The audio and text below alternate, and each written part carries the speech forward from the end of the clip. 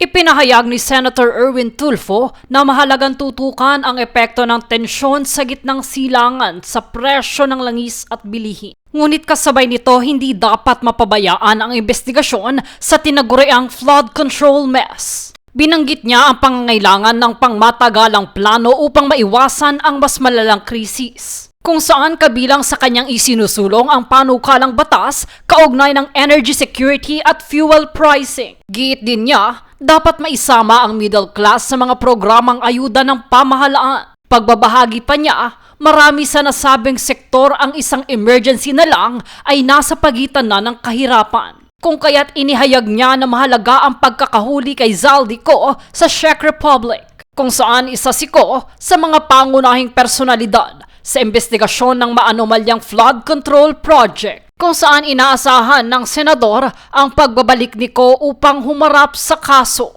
Ayon pa kay Senador Tulfo, mahalaga ang kanyang testimonya upang mabuo ang kaso laban sa mga sangkot. Dagdag pa niya, dapat nang tapusin ang investigasyon sa Senado dahil layunin nitong matukoy at mapanagot ang mga responsable sa umano'y anomalya. Kasabay nito, nais din ng senador na mapagtuunan na ng pamahalaan ang iba pang mahahalagang issue. Pagbibigay din pa niya, hindi dapat paghiwalayin ang pagresponde sa krisis at pagpapanagot sa mga sangkot.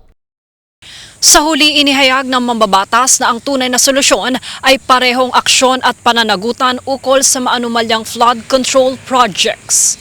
Jade Buhoy, nag-uulat para sa Golden Nation Network.